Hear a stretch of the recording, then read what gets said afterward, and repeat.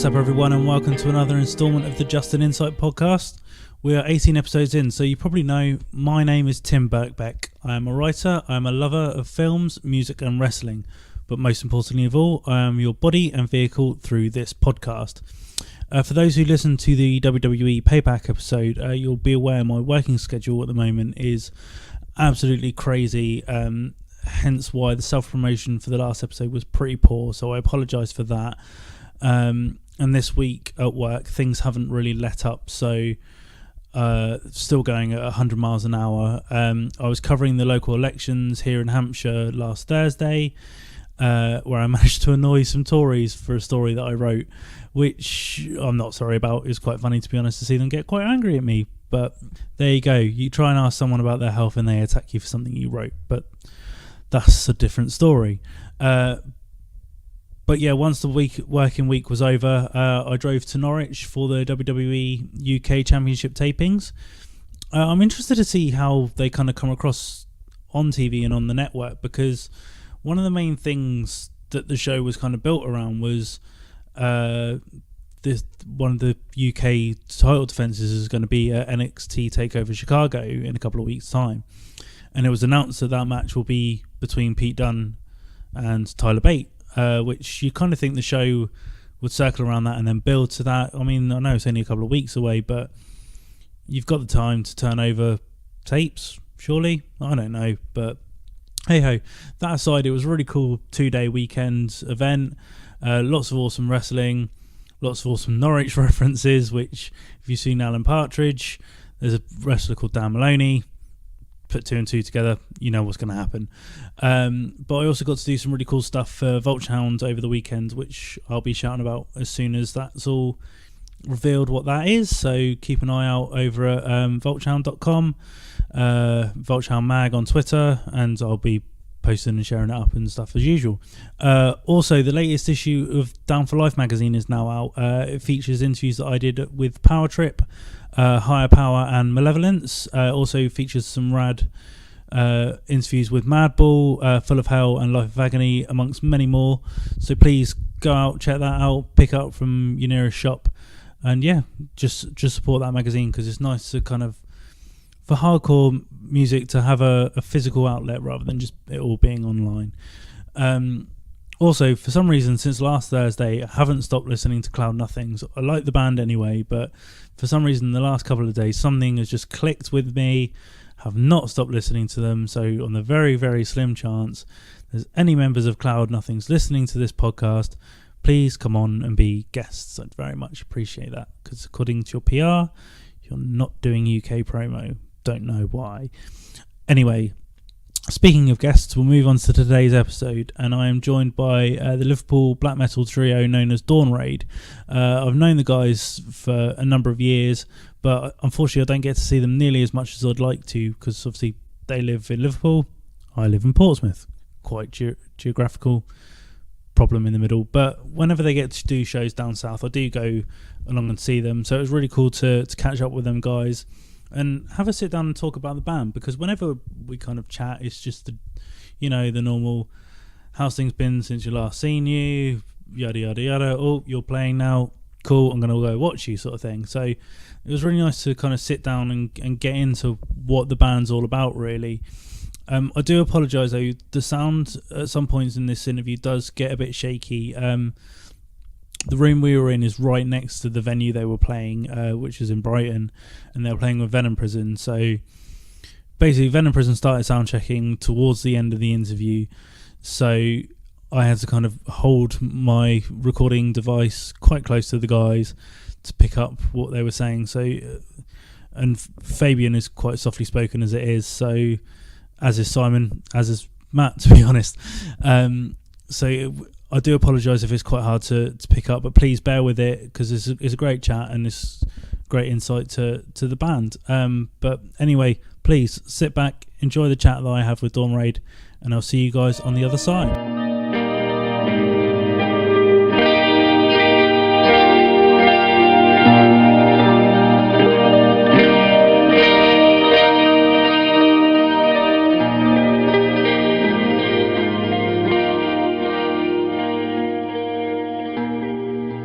So sat in Bleach in Brighton with Simon, Matt, and Fabian, which are known as Dawn Raid. About to play first date. How many dates are you doing? Is it just the two? Just two, yeah, 2 shows. So first date with Venom Prison. How was the drive down from Liverpool? Long, 6 hours, yeah. But also quiet. Packed in a load of coffees, which is always good. A solid start, yeah. Are you staying here the night, I'm assuming? Yeah. Where you guys play tomorrow? Nottingham. Oh, Jesus. That's not too bad. Still Brighton, Nottingham's a bit. Yeah, it's not the best planned weekend of all time. There was meant to be more shows, but it was a long, complicated story. Yeah, no, that's fair enough. And so basically, the show is called Just an Insight, which is kind of an expansion of what I used to do writing-wise. But what I like to do to start these sort of little chats is for the band to give an insight of how you started. So if you can just give us a brief history of how you came to be Dawn Raid. Yeah. We all used to play in a screamer band called We Came Out Like Tigers a few years ago, which just came to like a natural end. Was sort of like, we wanted to stop that.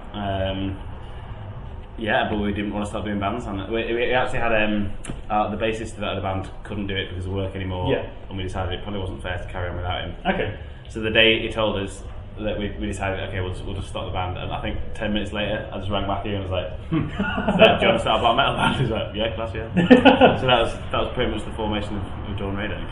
And because obviously the sort of latter kind of We Came Out Like Tiger stuff was pushing towards that kind of black metal kind of sound. So was it just more of a natural progression to kind of stop the screamo stuff and just go in that direction completely? I think it was just what we were listening to. We decided to start straight up black metal band because that was what we wanted to do. That's what we were listening to. That's what was exciting for us. So it was, we had a good time in other bands before, but we decided to start a black metal band the way we wanted to play black metal. Because again, you're not really, I guess, in the stereotypical sense of the word black metal, so to say. So what? If I go along the line, so where do you kind of get your influences from? So if I start with you Matt, like what do you kind of, where do your influences come and bring into Dawn Raid? Personally, I listen to a lot of old death metal and classic rock. Okay. And so from that, it influences song structure more than just playing for the sake of playing. So always kind of learn how to be a drummer that sits for the songs rather than being showy and that kind of things. And I think it works well for black metal and stuff as well. So pushing further things. I've been listening to quite a lot of death metal recently, and also like stuff like Wolves in the Throne Room and things like that. And then I quite like some of the weirder side of black metal. I've been listening to some of the Lord of the Rings bands like Summoning and that sort of stuff. Oh, okay. I like all the weirdy stuff. That's cool. It's pretty interesting. I guess like a lot of more straight up black metal and the punk and crust side of it as well. So all like bands like Over and Earthfeist, and then the more like ritual music, so really repetitive and meditative side of black metal as well as like lots of noise and electronic music. And when obviously you kind of started Dawn Raid, obviously a lot of people within the scene obviously kind of who were booking you in those early days obviously knew you from when We Came Out Like Tigers. And obviously I think the assumption before you'd even released music was it was kind of going to be almost an extension of that. So you were kind of still being booked with the like screamo-y kind of bands. So has it taken you a while to almost step away from that and get booked with more bands that are of the same ilk almost? Yeah, definitely. I think we're still on that process a bit sometimes. I think when we did our first tour, we hadn't even recorded anything, so we just had like 5 songs written as a set and toured that, and we had to just message everybody and be like, okay, we have a new band. I promise it's quite good. Like, please put us on. So we've definitely relied on we made a lot of contacts over the years doing Tigers. We did I think like 9 European tours in Tigers. I think. Oh wow! So we do have a lot of contacts which we've relied on. But I definitely think we're making a big move away from that. yeah, definitely. But same time, we'll just play as many shows as we possibly can. So. And you said obviously you did the tours in Europe with Tigers, and obviously have you done 3 with Dawn Rage? Was it more than that? More than that. Oh, is it more than that? It shows how much. 6, is it? Oh wow! 6, Okay. yeah. There you go. But you seem to tour Europe more than you do the UK. Is that kind of a conscious effort that you want to kind of be on the mainland more, or is it just the way that things have gone? It's just a lot kind more of how it places. felt. Yeah. A lot more cities and a lot more countries to go to. So, Yeah. So like even though we probably played everywhere once. Yeah. You know, like we played like most major cities in the UK, and we played most major cities across Europe as Yeah, well as yeah. we can. Like We probably only played 2 cities in Belgium, so like. Oh, okay. But you could sort of say the same thing about Belgium, really. Like we just want to play everywhere, and like there will be no real reason for us to solely focus on the UK. We want to just play everywhere we can. So. Yeah, and something that's obviously kind of a unique point to you guys is obviously the use of sort of your violin, Simon, and almost like there's quite more kind of on the atmospheric side of things. So do you think that having those kind of elements to your music is kind of like your USP almost, that when you kind of pitching to promoters that you necessarily haven't worked with, that say we've got this element to us, so they find that a little bit different and they'll be more inclined to book you? I must say, we used to do that with our old band a lot more. I've tried to stay away from that this time. I mean, I guess for some people it is going to be like a defining characteristic of us, but I also think musically we have a few things going on. Like the lyrics are very, very political, so we often I'm probably quicker to describe us as an anarchist black metal band than a black metal band with a violin. Because I don't play the violin in an extreme metal band, which is a bit is not very common. But I also don't want it to be a novelty or I do think it sits in the music quite naturally. I hope it doesn't feel forced or or whatever. So I must say I try not to mention that too much, and we just try to play just metal shows. So we just want to be a black metal band. Yeah, I also think with black metal is a genre where there's lots of like odd elements and it's not a straightforward genre. many-sided thing, isn't it? And so many different influences, so many different styles of doing it, and it's literally there's no boundaries to it. I guess that's the kind of thing nowadays, because obviously I think for myself personally, when you're younger and you hear sort of black metal, you just kind of think it's just going to be like the kind of extreme kind of end of that spectrum. But obviously as you grow up and you kind of delve into the genre a bit more, you hear the different elements, and that kind of comes across in what you do, I guess. But with that kind of, as you say, you didn't want it to kind of be a novelty, and as you say, I always found that it sit quite well. But within a musical structure, I want to speak about your lyrics in a moment, but just for your like songwriting process, how does that work? Is it a case that, like for instance, Fabian, you come in with a riff and then Matt builds in with the drums and so on and so forth, or does everything just kind of compile naturally into a song? We've been writing together for a long time now. Like 3-4 years now. And we're writing consciously, knowing what each other brings. So it's not writing it and then trying to find the patterns that fit for the drums or for the violin. Like I already know what you're going to bring, and you know what I'm going to bring. There's been times in band practice, Fabian said, Fabian usually writes the melody, a rough sort of structure on guitar first, and we have times at band practice where Fabian's like, okay, I've written a new song, probably we just count us in, like just start playing blasting for the sound. 3-4, just start blasting and we'll see how it goes. But yeah, it usually starts on guitar. Yeah. Well, it always starts on guitar, and then me and Brother then try and work out what we're doing. Because obviously you don't have a bassist. I know that nowadays there are a lot more bands that do sort of 3 pieces where it's just a guitar. But for yourself, mainly, Fabian, obviously when you were with Tigers, you had Ollie on bass. Was it quite strange to kind of adapt to writing and to compensate for not having a bass? I think it would have been. It's starting a different band and then it would be a different thing, and thinking about the tone and the sound of it it was going to be deliberately harsher and more trebly. Anyway, that was like a deliberate, like, stylistic choice. I think it would have been more difficult to play with somebody new than to try and work out the way to do it without having there. It would have been a bigger change to try and play with somebody who didn't know as well. So it was fine, and also with making the choice for the type of music that we were playing, it didn't feel natural to bring a bass into it. It felt better to do it without. It's quite common, I think, for black metal bands to start on bass as well. Well, I know they're not necessarily black metal, but the other kind of band UK was that springs to mind is obviously Let It Die, and their sound is just absolutely massive without the bass. So it's obviously becoming a bit more kind of common ground on bass. I think certain genres lend themselves to being familiar and that a bit harsher.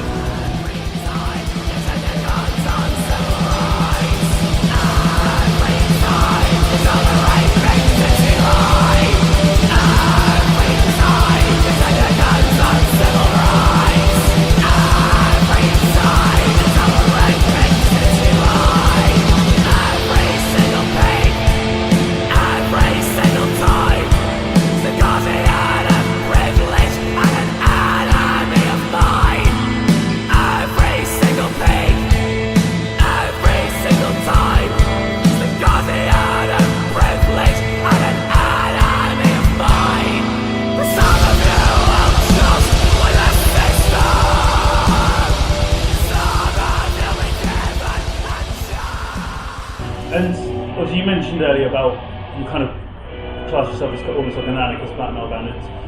Your lyrics are kind of very sort of politically driven. And is that just something that's kind of been instilled in yourself since you were young, that you've had these views, or is it just as you've kind of grown up, you've seen the world in a different way, and this is your outlet to kind of get that message across? I think I first got like more politicised during the student sort of riots and protests in sort of 2008. I think I remember just sort of going along to those, seeing they were happening, just going to see what was going on, and like I got involved that way. I guess I've always I don't know. I think there's a lot of really awful things happening at the moment that I don't feel I can ignore. And like it's really distressing and heartbreaking to see a lot of the time. To me, they're the things that like when I try to write, they're some of the strongest emotions that come to mind straight away. Like not all our songs are political. I do have some personal lyrics in there, but I could never say, okay, this next song I'm going to write is going to be about this one topic. Yeah, of course. But yeah, these are the things I believe. I think capitalism is the worst thing to happen to human beings ever. I don't agree with any form of government. I don't believe that anyone has the right to govern anyone else. I've believed that for a long time. They're the things I really, really care about and like have very strong emotions about, and I just think it's natural that I'm then going to write on those things. Plus, you want to share those ideas as well, because they can seem angry and negative on the surface, but at the end of the day, it's about building a better, more positive world. I do want to share those ideas with people, and maybe I've definitely been introduced to a lot of those ideas through music as well. So I think that's important if we can give people a view into anarchism that they might not have had before. Yeah. I think that's positive, definitely. And obviously, before we started kind of recording when I first came, you said that you've just finished sort of recording up. So I'm going to assume that those kind of things carry on into the new record. But is there any other is there a dramatic change from the original EP into this new record, or is it just almost a natural progression of what you're recording now? I guess we don't want to say too much about it because nothing's announced yet. I think it's very much within the Dawn Raid sound, I think, but I also think it is definitely I think it's more aggressive. I think it's more refined. It is a lot more political, this record, a lot angrier, probably slightly less sad and slightly angrier. Yeah. From my part, I don't know these guys think. Yeah. Like it's nods all around. Sorry, I realise I nodded doesn't record. Matthew nods. Matthew nods. And another thing that kind of just from kind of knowing you guys and the way that you've obviously stepped away from Tigers, I think there seems to be a lot more of an again, this might just be the way that I see it, but a lot more emphasis on the aesthetic of what you guys do this time round. So again, was that when you kind of started up? Was that a conscious thing to say, right, this is a new start, we want to do something that's a little bit different? Because again, I get within sort of like the black metal realms, I think having the spotlights and stuff is maybe a normal thing, but for a lot of people who were used to Union Tigers hadn't seen that. So did you want to do that to say, like, look, this is something completely new? Yeah, definitely. It's like we were very conscious that we started this band the exact same day that Tigers broke up. Yeah. Like we were touring within a couple of months of Tigers' last tour. So we were very aware that people were going to see this as possibly as a continuation of what we'd been doing before. It's very similar. The three of us from the previous Yeah, of course. We were also very keen for people to see this as a completely separate band. Like this isn't like Tigers Mark II or yeah. This is like it's a new band. It's I think a completely different genre. I think that black metal is a very like theatrical and imaginative genre. I think so. Like I think there's like just like huge amounts of possibility for what you can do on stage, like artwork, logos, that sort of stuff. It's a very imaginative genre, I think. Yeah. In a way that maybe we didn't feel we could do with our previous band. But yeah, we did want it to be something completely separate. It creates an atmosphere that allows that allows the music to be elevated as well. So it's not. It is just people playing songs. What you're trying to bring is slightly more than that, and by having the room dark and spotlights, it can make things elevate a little bit higher than that. And obviously, recently, I think it was yesterday or the day before, you announced that you guys are going over to America for the first time. So, how did that kind of come about? The whole, was it the guys that you're going over there? Did they ask you to come over, or was it just a combination of other things? Yellow Flies, one of the other two released the EP. Corey from Yellow Flies, we were speaking to him quite a lot, and when he got involved to do the repress of the first EP, we talked about, we really want to come over, and there's a band called Dagma who we're touring with, who are also on Yellow Flies, who wanted to tour around the time that we wanted to tour, so with a bit of working out, they managed to sort it out to go on tour with them, so it was, mostly through Dagma and Yellow Flies helping us out. Yeah, they booked all the shit. Yeah, they booked everything, so we just had to turn up. As long as we turn up. Yeah, that's cool. I know obviously you've never been out there, but is there any specific cities that you're particularly looking forward to going to, or just the whole thing in general? I think there's a show in Milwaukee that has a band called Closet Witch playing as well. I think that's one of the shows I'm most excited for. Like that, it's where Yellow Flies is based. It's with obviously with Dagma, and then Closet Witch playing, we were just like sounding absolutely amazing. I think that'll be amazing. Yeah. And then we already know much else we're going to do today, so I'm happy to go and do it all. New York as well will be awesome. Because how many dates are you actually doing? 16. Oh wow, that's pretty cool then. So also it's a place we've never played, so like I don't. Never really been. Yeah, I don't have my expectation. Like I don't set any expectation. We're a brand new band. I don't expect loads of people to. Yeah, of course, The chance to play new places is always exciting. Always worth taking. Yeah, and something else I think I saw you post on your Instagram, Matt, was that Deathwish had kind of shouted you guys out and things. So was that something that you were aware was going to happen, or did it just kind of come out of the blue? It's completely organic, really.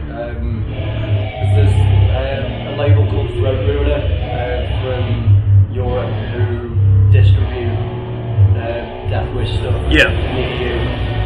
They had a copy of our record, and then through Halo Flies, obviously got into the US, and it just kind of had that natural connection. And then just out of nowhere, they did a nice little write up and shared the record, which is pretty nuts. Especially when I grew up listening to Deathwish bands and like if you had a t-shirt with the Deathwish. Yeah. Like that was cool anyway. It's kind of, yeah, it's quite humbling really, like really nice. And do you think that, obviously you were probably speaking to the Halo Flies guys already and things like that, but do you think that a boost like that has kind of opened you up to an American audience ahead of you going over there? Like, I'm not obviously saying that you're going to be like thousands of fans like lining up sort of thing, but there might be the odd kid who comes to the show who knows who you are ahead of going there, kind of thing. Yeah, I think so. We have sold a lot of t-shirts over there, and he's sold out. The ring press is sold out over there from the copies that Halo Fly's got. So yeah, I think we have a. I'd like to think we have a solid start over there. But hopefully there'll be people at the shows. Yeah, some people at the shows now. And you know, obviously with the internet, like limitless now. Yeah, of course. Yeah. And you can hear your music. Yeah. You have to play shows though. Like, Yeah, you have to go to town and play there to get people in. Yeah, of course. And I think even from when you guys were in Tigers, that's something you've consciously been. Is you've been a touring band. Like even as I say, your Tigers, Dawn Raid, you've constantly been on the road. So is that something that? Because speaking to some bands, they kind of do a stint on the road and then they like to have a period away just to kind of break things up. But would you prefer to sort of do tour after tour after tour, or do you like that little break in between? I don't know what else to do if we take. Go to work is shit. So. Yeah, so it's like it's literally just why not? Yeah. Why not just get in the van, drive and play the shows? I think we like. I recommend everybody to do it. At the moment, we're only playing like 50 shows a year as well. We definitely could, and we should step it up as well.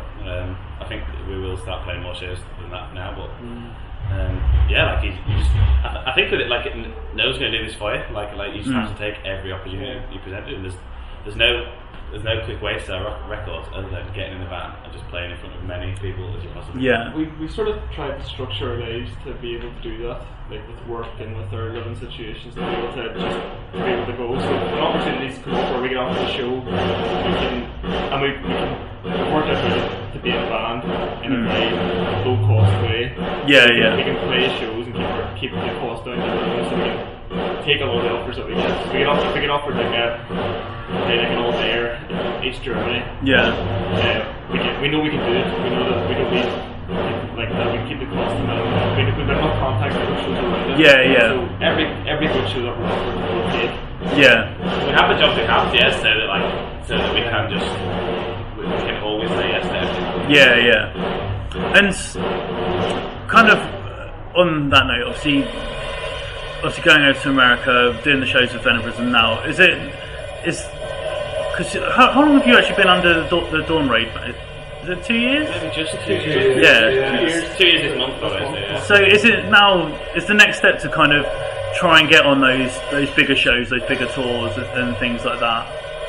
Definitely, yeah. We definitely started off just playing as many small shows, any show we can get on. But this year, we just play as much as we can anyway. But this year, it seems to be leveled up in a way that will please you. Doing these shows with Ben and Prisoner Day, so we're playing with Dragon Starlight tomorrow. We're playing with Ashbora next month.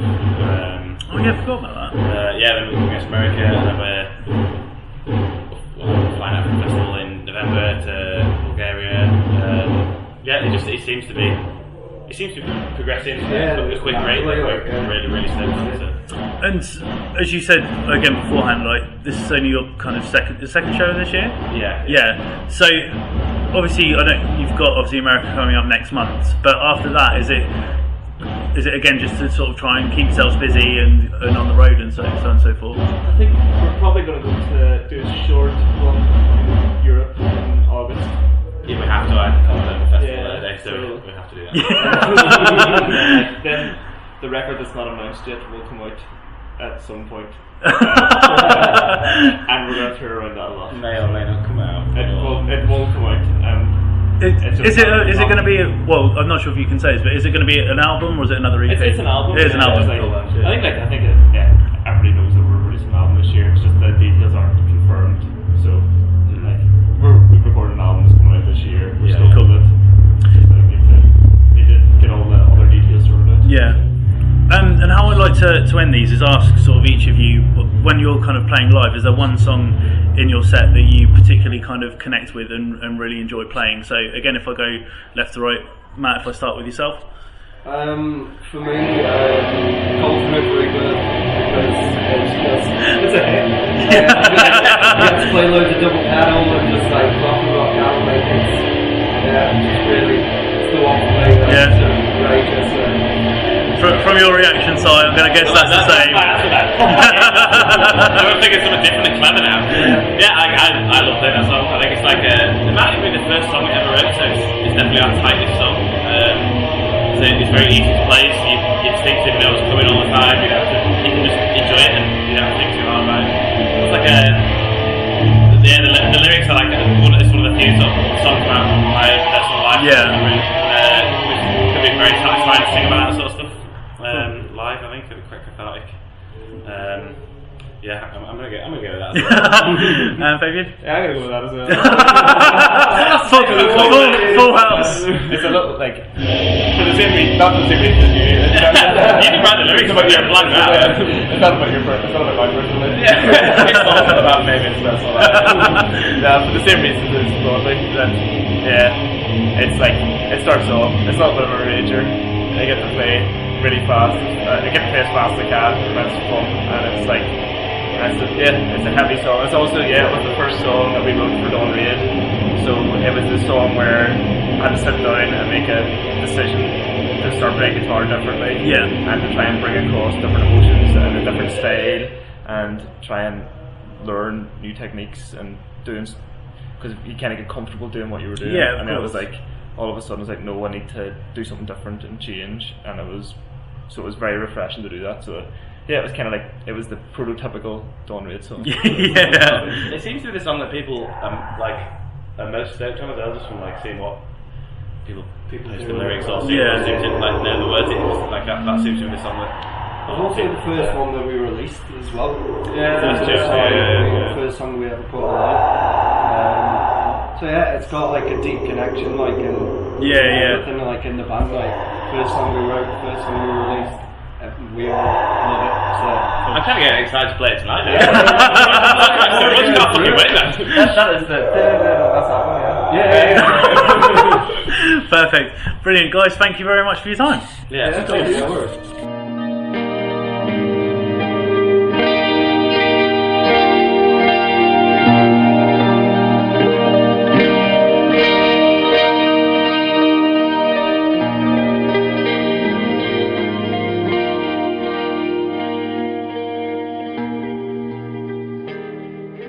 So there we have it, folks. Massive shout out to Simon, Matt and Fabian for taking the time to chat to me and persevering despite the sound check of Venom Prison. So kudos to those guys. As mentioned during the conversation with Dawn Raid, they'll be heading out to the USA for the first time with Dakmar. I really hope I've said that right.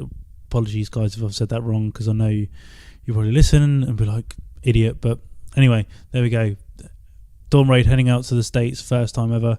Really excited for those guys, and I'm sure they're going to absolutely kill it. The tour starts on the 26th of May, ends on the 10th of June. I think there might be a few dates still to fill. I could be completely wrong on that, so please don't hold me to that. But if any American listeners, if they come into your town or city, please go check them out, because they're just awesome. They're really good friends, and just give them a shout out, give them a pat on the back. You can keep up to date with everything that Dawn Raid are doing over at facebook.com/Dawn Raid. Raid is spelled RAYD. Or you can listen to them over at Bandcamp, which is dawnraid.bandcamp.com. And as always, you can keep up to date with what I'm doing with the show. Give us some feedback. Tell us we're shit. Do whatever you want. Follow us on Twitter, which is at just_and_insight. You can join in the conversation using the hashtag JAIPod. By the time this episode's gone out, I will be on the road driving to London because I'm going to see Under Oath, which quite a trip down nostalgia, but I'm super excited because they were one of those bands that I absolutely loved growing up, and to top it all off, you get a vinyl going to this show, so super excited about having an Under Oath vinyl finally. So yeah, that's happening. because we've got NXT Takeover Chicago and another WWE pay-per-view coming up later on this month as well. I'm foregoing my favourite wrestler episode for this month, just because otherwise it's going to be super wrestling heavy, and I know not everyone's into that, so I like to keep the balance of trying to do wrestling band, more band heavy until I get wrestlers on this show, which I'm still keeping my fingers crossed it's going to happen in the near future. But I know they're all busy guys and girls, so I've got to take what I've given, I'm afraid. But yeah, anyway, for next week, the episode will be with War on Women, who I'm not going to give too much away, but is probably one of the favourite chats I've had so far doing this podcast, which hasn't involved someone that I'm directly friends with. You'll find out why. It's just a really eye-opening episode, and I really enjoyed the chat that I had with Shauna. So yeah, keep your ears out for that one. But anyway, for now, ladies and gentlemen, thanks again for joining me on the Justin Insight podcast, and I will see you soon.